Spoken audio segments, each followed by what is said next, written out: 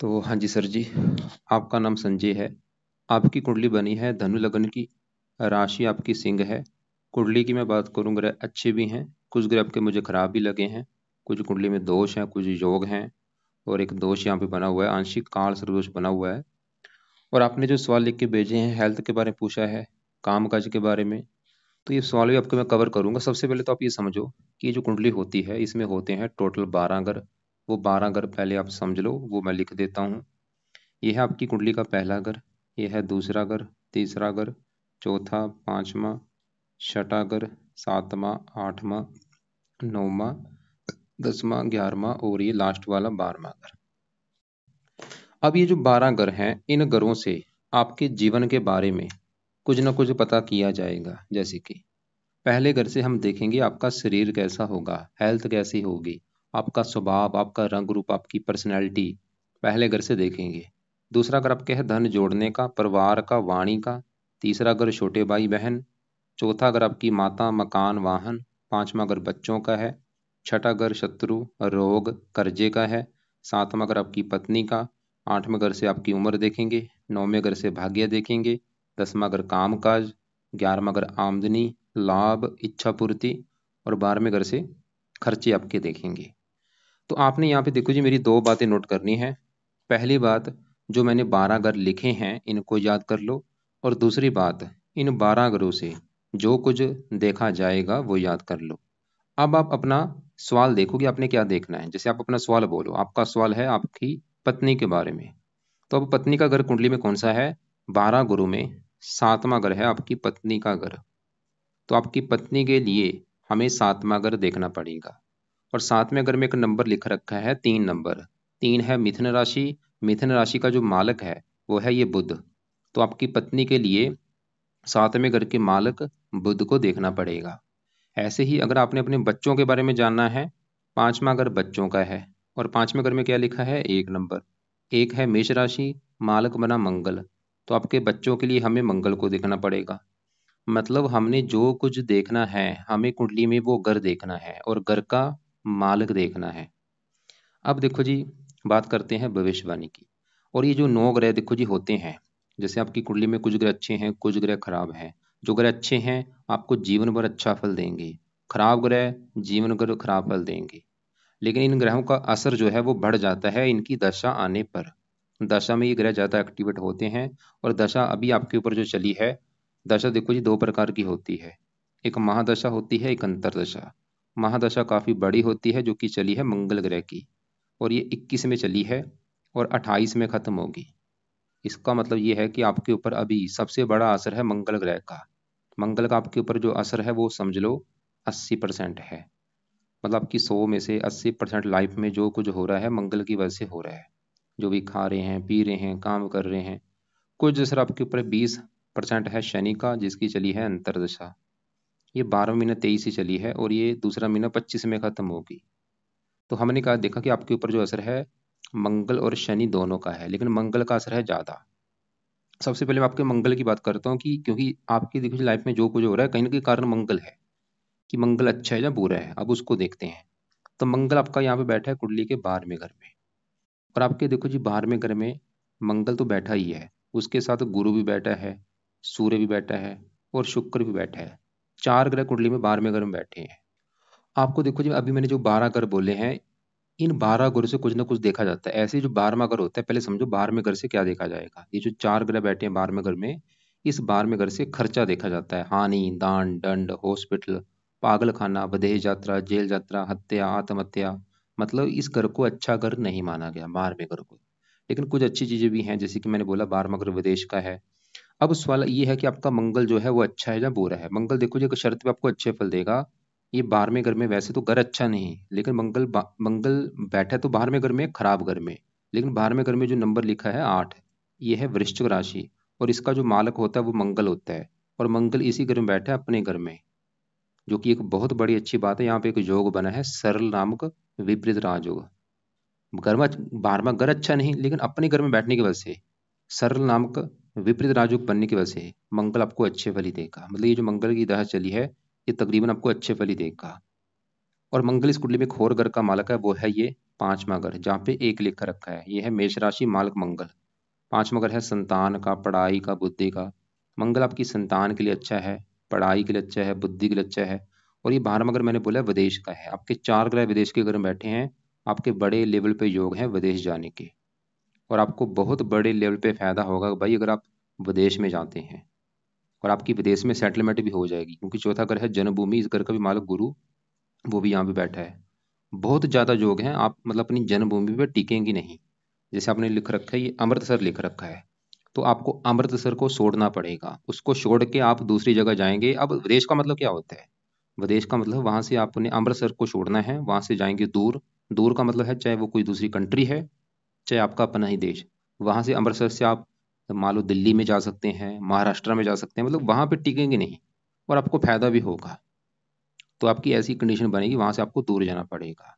या फिर आप मतलब बाहर में घर से जुड़ा कोई काम कर सकते हैं। मान लो आप अमृतसर में ही रहते हैं, लेकिन बाहर में घर से जुड़ा जो काम है, जैसे कि 12वां घर होता है हॉस्पिटल का, आप हॉस्पिटल में कोई जॉब कर सकते हैं, नौकरी कर सकते हैं। ऐसे लोग मैंने देखे हैं। डॉक्टर भी होते हैं, डॉक्टर होते हैं। तो मंगल भाई 5वां घर पढ़ाई का है, पढ़ाई विदेश, मतलब आप विदेश में अगर जाएंगे पढ़ाई के बेस पे भी विदेश में जा सकते हैं। अब देखो जी और भी चीजें हैं। अब इसी घर में गुरु शुक्र, पहले गुरु की मैं बात करता हूँ। गुरु जो है इस कुंडली में देखो जी, गुरु भी आपका बैठा है 12वें घर में। अब गुरु इस कुंडली में बैठा है 12वें घर में, किसके घर में? मंगल घर में। मंगल इसका है दोस्त। सवाल है कि गुरु अच्छा है बुरा है? गुरु वैसे रले मिले फल देगा, लेकिन ये गुरु एक शर्त पे यहाँ पे अच्छा है, क्योंकि साथ में ये मंगल घर में है मेहमान बन के। और शर्त ये है कि गुरु जो है ये 12वां घर विदेश का है, अगर आप विदेश में जाएंगे वहां पे ज्यादा फायदा देगा। गुरु देखो जिस कुंडली में है, इस घर का मालिक चौथे घर का और पहले घर का। अब चौथा घर जो है, चौथे घर में नंबर लिखा है 12, जो कि मीन राशि, मालक गुरु। चौथे घर के बारे में अगर जानना है, चौथा घर है माता, मकान, वाहन, इन चीजों को सुख देखना है तो चौथे घर के मालक गुरु को देखना पड़ेगा। और चौथा घर जन्मभूमि का, जन्मभूमि चलेगी विदेश के घर में।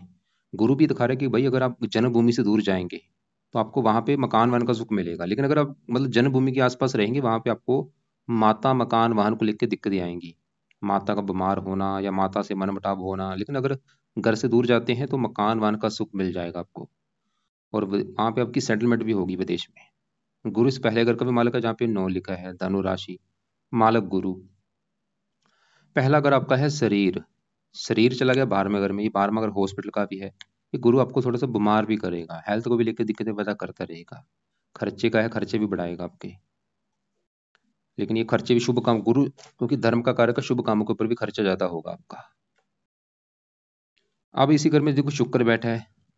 शुक्र है इस घर का मालक 11वें घर का। 11वें घर से देखा जाता है आमदनी, लाभ, इच्छा पूर्ति, बड़े भाई बहन। 11वें घर में नंबर लिखा है 7, जो कि तुला राशि, मालक शुक्र। चला गया 12वें घर में, मतलब आमदनी चलेगी 12वें घर में, विदेश के घर में। आमदनी आपकी विदेश में जाके होगी। वैसे 12वां घर खर्चे का भी है, आमदनी। शुक्र वैसे ही दिखा रहा है कि अगर आप जन्मभूमि पे रहेंगे वहां पे आपकी आमदनी कम होगी, खर्चे ज्यादा। मतलब ये जो ग्रह है कुछ, कई बार इनकी एक शर्त होती है, अगर आप शर्त पूरी कर देंगे तो उस कंडीशन में अच्छे फल देंगे। शर्त क्या है? शर्त आपको मैंने बोला है, अगर आप विदेश में जाएंगे भाई वहां पे शर्त इनकी पूरी हो जाएगी। या विदेश में चले जाओ, या कोई विदेशी व्यापार भी कर सकते हैं, या फिर आप मतलब हॉस्पिटल से जुड़ा कोई काम कर लो, या जो जेल जेल होती है जेल से जुड़ा कोई काम कर सकते हो, या पागल खाने से जुड़ा कोई काम कर सकते हो। ऐसे जो काम है, या ऑनलाइन काम होते हैं विदेश में, घर बैठे बैठे हम विदेश से जुड़ा काम करते हैं, ऐसा काम भी कर सकते हो। अब शुक्र, इसी के साथ सूर्य देखो जी, सूर्य की बात करते हैं। सूर्य इस घर का मालिक है 9वें घर का, जहां से देखा जाएगा भाग्य है। अगर आपका भाग्य देखना है, 9वां घर देखना पड़ेगा। 9वें घर में क्या लिखा है? 5, जो कि सिंह राशि, मालक कौन बना? सूर्य। तो भाग्य कैसा होगा? सूर्य को देखना पड़ेगा, और वो कहाँ बैठा है? 12वें घर में, विदेश के घर में, मतलब भाग्य चला गया विदेश के घर में। सूर्य भी दिखा रहा है कि भाई विदेश में जाएंगे वहां पे भाग्य जरा साथ देगा। लेकिन अगर जन्मभूमि के आसपास रहेंगे वहां पे भाग्य साथ नहीं देगा, क्योंकि 12वां घर हानि का भी होता है, भाग्य की हानि। अब देखो जी, आपके यहाँ पे मैं बुध की बात करता हूँ। बुध है इस घर का मालिक 7वें घर का, जो कि आपकी है पत्नी का घर। अगर हमने आपकी पत्नी का सुख देखना है, पत्नी भाई कैसी होगी, 7वां घर देखना पड़ेगा। और 7वें घर में एक नंबर लिखा है 3, जो कि है मिथुन राशि, मालिक इसका बना बुध। तो आपकी पत्नी के लिए देखना पड़ेगा बुध को। और बुध कहाँ बैठा है? 11वें घर में। पहले सवाल ये कि बुध अच्छा है या बुरा है? बुध आपका है बड़े लेवल पे अच्छा, क्योंकि एक अच्छे घर में बैठा है 11वें घर में। घर भी अच्छा है, ऊपर से यहाँ पे शुक्र घर में बैठा है, शुक्र इसका है मित्र। और 11वां घर है आमदनी लाभ, और बुध है पत्नी घर का मालक, मतलब पत्नी चलेगी लाभ के घर में, पत्नी चलेगी इनकम के घर में, पत्नी चलेगी इच्छा पूर्ति घर में। बुध ये दिखा रहा है कि आपकी पत्नी के आने के बाद आपकी इच्छाएं पूरी होनी शुरू हो जाएंगी, पत्नी के आने के बाद आपकी इनकम बढ़नी शुरू हो जाएगी, या ऐसा होगा आपकी पत्नी आपको धन कमाने वाली मिलेगी, या उसके द्वारा आपकी इच्छाएं पूरी होंगी, या उससे आपको लाभ होगा। बुध ये दिखा रहा है, बुध ये दिखा रहा है कि पत्नी का सुख अच्छा है। और बुध इस 10वें घर का भी मालक है, जहाँ पे 6 लिखा है, कन्या राशि मालक बुध। 10वां घर काम काज पिता, काम काज लाभ, काम काज से भी लाभ होगा, पिता से लाभ होगा, सरकार से लाभ होगा। बुध भाई आपका अच्छा है, लेकिन गड़बड़ हो चुकी है। बुध है तो अच्छा, लेकिन इसके अच्छे फलों में कमी आ चुकी है। उसके हैं 3 कारण। पहला कारण, बुध आपका बैठा है अस्त होके, अस्त का मतलब ये मृत हो चुका है। दूसरा कारण, ये बैठा है राहु के साथ, ये राहु से पीड़ित हो चुका है। तो राहु के साथ होने की वजह से इसके जो अच्छे फल मैंने अभी क्या बोले थे, बुध जैसे कि मैंने बोला था पत्नी घर का मालक है, तो राहु के साथ बैठा है, तो इसकी वजह से आपकी पत्नी से आपके लड़ाई झगड़े भी होंगे, पत्नी से मनमुटाव भी आपका होगा राहु के साथ बैठने की वजह से। और बुध 10वां अगर काम काज घर का मालक था, बुध ये दिखा रहा था कि काम काज का सुख अच्छा है, लेकिन राहु के साथ बैठने की वजह से काम काज में दिक्कतें आएंगी, नौकरी कारोबार में। मतलब आपका जो राहु है ये बड़े लेवल पे खराब है। अब सवाल है कि राहु क्यों खराब है, राहु को मैं वो कवर करूंगा। बाकी आपकी देखो जी, राहु की आपकी आगे दशा भी आने वाली है, वो समय आपका थोड़ा सा बुरा समय होगा।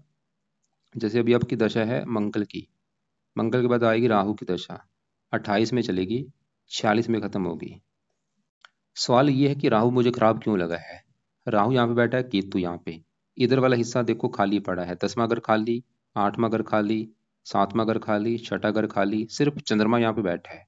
ये बना है आंशिक काल सर्प दोष। देखो जी, जब भी राहु केतु सभी ग्रह एक साइड में होते हैं राहु केतु के, तो काल सर्प दोष बनता है। हाँ, चंद्रमा यहाँ पे बैठा है, इसकी वजह से एक होता है संपूर्ण काल सर्प दोष, एक होता है आंशिक, मतलब कम मात्रा वाला काल सर्प दोष बना है। तो इसकी वजह से राहु आपको देगा बुरे फल। अब राहु देखो जी, आपको दिख रहा है कि 11वें घर में बैठा है, मुझे भी दिख रहा है कि ये 11वें घर में बैठा है, लेकिन अगर इसको इसको मैं चलित कुंडली में देखूं, एक चलित कुंडली होती है, उसमें इसका सबसे बड़ा हिस्सा है 10वें घर के ऊपर, तो ये ज़्यादा आपको जो फल देगा, रिजल्ट देगा, 10वें घर के हिसाब से देगा। मतलब आपको बुरा फल जो राहु देगा, 10वें घर की हानि करेगा, जो कि 10वां घर है काम काज का घर। तो राहु की वजह से आपकी सबसे बड़ी दिक्कत लाइफ में जो आएगी, काम काज में आएगी भाई। काम काज में बहुत सारी दिक्कतें पैदा करेगा आपके, जो भी चाहे नौकरी कर लो, बिजनेस कर लो, दिक्कतें लगी रहेंगी। 10वां घर पिता का भी होता है, पिता से मनमुटाव होना, सरकार का है, सरकारी कामों में दिक्कतें आना, मान हानि होना। और ये राहु की दशा में दिक्कतें बढ़ेंगी। जब राहु की दशा चलेगी 28 के बाद, उस समय क्या होगा, आपके काम काज में बहुत सारी दिक्कतें आएंगी भाई। राहु की दशा में, राहु की दशा में पिता संबंधी दिक्कतें, सरकारी कामों में दिक्कतें, मान हानि होगी। 10वें घर से दूसरे घर को देखा, धन की हानि होगी। 10वें घर से चौथे घर को देखेगा, माता मकान वाहन को लेकर दिक्कतें। छठे घर को देखा, रोगी बनाएगा शत्रु। तो आपकी जो दशा आएगी उसमें दिक्कतें बढ़ेंगी। आज भी बुरे फल दे रहे हैं, आज बुरे फल तो कम है, आज इतने हैं बुरे फल, लेकिन दशा में बुरा फल बढ़ जाएगा। ऐसे ही केतु बैठा है 5वें घर में, इसका भी चलित कुंडली में बड़ा हिस्सा है चौथे घर के ऊपर, माता मकान वाहन को लेकर दिक्कतें। तो इनके अभी मैं आपको उपाय बताता हूँ, लेकिन आपके यहाँ पे मैं शनि की बात कर लेता हूँ। शनि देखो जी, वैसे तो अच्छा है, क्योंकि शनि जहाँ बैठा है तीसरे घर में, वहाँ पे जो 11 लिखा है कुंभ राशि, इसका मालिक शनि है, अपने ही घर में बैठा है। बहुत अच्छी बात है, शश योग बना है, तीसरे घर का अच्छा करेगा आपको, मेहनती बनाएगा, साहसी, उद्यमी, पराक्रमी। और शनि इस दूसरे घर के मालिक है जहाँ पे 10 लिखा है। दूसरा घर है धन जोड़ने का, परिवार का धन चलागा। तीसरा घर मेहनत, खुद की मेहनत के बल पर भी आप धन कमाएंगे, धन जोड़ेंगे। लेकिन शनि की तीसरी दृष्टि पड़ेगी 5वें घर के ऊपर, यहाँ पे है नीच राशि। ये थोड़ा सा पढ़ाई में दिक्कतें, संतान को लेकर दिक्कतें, अभी शनि की दशा भी आपकी है। बाकी चंद्रमा आपका 9वें घर में बैठा है, सूर्य की राशि, ये भी अच्छा है। 8वें घर का मालक उम्र के लिए अच्छा है। तो आपके लिए सवाल है कि क्या उपाय जरूरी हैं और कौन से ग्रह अच्छे हैं, कौन से ग्रह खराब है। तो सबसे ज्यादा ग्रह आपका खराब है राहु, जिसकी वजह से दिक्कत जो आपको मैंने बोला है, काम काज में सबसे बड़ी दिक्कतें आएंगी। केतु भी, क्योंकि काल से दुष्ट बना है राहु केतु दोनों की वजह से। तो केतु चौथे घर में जाएगा, तो चौथा घर माता का है, माता को बीमार करेगा, माता से मनमुटाव, मकान वाहन को लेकर दिक्कतें। बाकी शुक्र गुरु सूर्य मंगल या 12वें घर में बैठे हैं, जन्मभूमि से दूर जाएंगे, वहां पे आपको फायदा होगा। तो अब मेन जो उपाय हैं किस किस के जरूरी हैं, देखो जी, अभी आपके ऊपर दशा किसकी है, मंगल की। वैसे तो मंगल अच्छा है, फिर भी इसके आप उपाय करो ताकि ये जो दशा है आपकी और अच्छी जाए। तो क्या उपाय है, मंगल का पहला उपाय है, आप सुबह के टाइम मंगल कवच का पाठ पढ़ा करो। 2 मिनट का पाठ है, इसको पढ़ लो या इसकी ऑडियो लगा के सुन लिया करो। दूसरा उपाय है मंगल स्रोत का पाठ पढ़ लो आप। ये दोनों पाठ पढ़ने हैं या इनको सुन लिया करो। कब तक? जब तक मंगल की दशा है 28 तक। तीसरा उपाय है मंगल के देवता हैं हनुमान जी, तो हनुमान जी की पूजा उपासना कर लिया करो। हनुमान जी का रोजाना पाठ पढ़ो। जैसे आपने लिख भी रखा था आप हनुमान चालीसा पढ़ते हैं, जो कि अच्छी बात है। तो रोजाना भाई सुबह शाम सुबह हनुमान चालीसा पढ़ लो, बजरंग बाण का भी पाठ पढ़ लिया करो, हनुमान जी के मंदिर जाते रहो। तो ये 3 उपाय आपने करने हैं मंगल के लिए। और बाकी देखो जी, आपका जो राहु ज़्यादा खराब है, अब राहु के उपाय हैं बहुत जरूरी। क्योंकि अगर आपका सवाल है आपके काम काज में अगर दिक्कतें आ रही हैं, तो कौन सा कारण है? राहु, क्योंकि वो बड़ा हिस्सा है काम काज के घर के ऊपर। तो राहु के उपाय अभी भी कर लो, लेकिन राहु की जो दशा आपकी आगे चलेगी उस समय उपाय ज़्यादा करना। अभी भी कर लो, अभी कुछ उपाय कर लो, जिसमें से पहला उपाय है रात के समय राहु कवच का पाठ आपने पढ़ना है या इसको सुनना है। दूसरा है राहु स्रोत का पाठ। तो दोनों पाठ हैं, दोनों पाठ रात को पढ़ लो या सुन लो। तीसरा है राहु का दान करो, और राहु का दान क्या है वो आपको मैं वीडियो भेज दूंगा। चौथा उपाय है राहु के लिए आप शिव जी की पूजा उपासना करो।